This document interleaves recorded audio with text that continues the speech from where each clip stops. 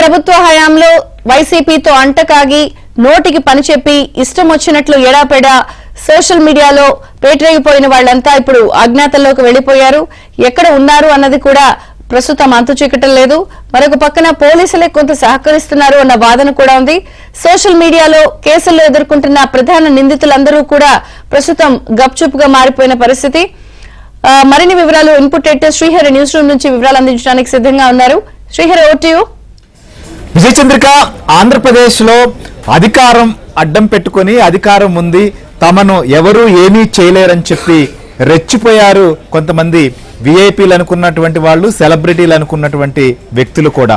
So వారిని ఆదర్శంగా తీసుకుని సోషల్ మీడియా వేదికగా సైకోలు మరింతగా రెచ్చిపోయి ప్రస్తుతం ముఖ్యమంత్రిగా ఉన్న చంద్రబాబు నాయుడు, డిప్యూటీ సీఎం పవన్ కళ్యాణ్, మంత్రులు హోంమంత్రి అయినటువంటి అనిత, లోకేష్, ఇలా అనేక మంది పైన, చివరికి న్యాయమూర్తుల పైన కూడా ఇష్టానుసారంగా కామెంట్స్ చేస్తూ దుష్ప్రచారానికి తెరలేపారు, వ్యక్తిత్వ హననానికి పాల్పడ్డారు. సో ఆ రకంగా రెచ్చిపోయినటువంటి వారందరూ ప్రస్తుతం సైలెంట్ అవడమే కాదు, అసలు అజ్ఞాతంలోకి వెళ్లిపోయినటువంటి పరిస్థితి మనకు కనిపిస్తోంది.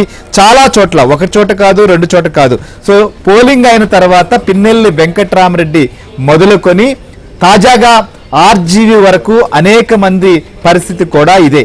సో అప్పట్లో వీరందరూ కూడా అనేక రకాలైనటువంటి అరాచక కార్యక్రమాలకు పాల్పడమే కాకుండా సోషల్ మీడియా వేదికగా ఇష్టానుసారంగా రెచ్చిపోయినటువంటి పరిస్థితి మనకు కనిపించింది. సో వీరిపైన కేసులు నమోదవుతున్న నేపథ్యంలో కొంతమంది బ్రతిమలాడుకునే పరిస్థితి వచ్చింది. వీడియోలు రిలీజ్ చేశారు, క్షమించమని కోరారు, తాము ఇక రాజకీయాల గురించి మాట్లాడమని చెప్పి మొత్తం తామందరం కూడా పవిత్రులుగా మారిపోయామని కలరింగ్ ఇచ్చేటువంటి ప్రయత్నం చేశారు. కానీ ఎవరైతే బాధితులు ఉన్నారో వారు కంప్లైంట్లు ఇస్తూనే ఉన్నారు, పోలీసులు కేసు నమోదు చేస్తూనే ఉన్నారు, ఖచ్చితంగా విచారణకు కూడా రమ్మంటున్నారు. అసలు వీరు ఎందుకు ఇలాంటి పోస్టులు పెట్టాల్సినటువంటి పరిస్థితి? ఎందుకంటే వీరెవరూ కూడా కొంతమంది ప్రత్యక్ష రాజకీయాల్లో లేరు, అయినప్పటికీ ఈ రకంగా ఎందుకు పాల్పడ్డారు, వీరి వెనక ఎవరుండి నడిపించారు, దీనికి సూత్రధారులు ఎవరు అనేటువంటి విషయాన్ని కూడా పోలీసులు కూపీలాగుతున్నారు. ఆ ప్రక్రియలోనే ప్రస్తుతం రామ్ గోపాల్ వర్మ కోసం దాదాపు 3-4 బృందాలు కూడా గాలిస్తున్నాయి. ఆయన ఆచూకీ కోసం, ఆయన ఎక్కడున్నారు,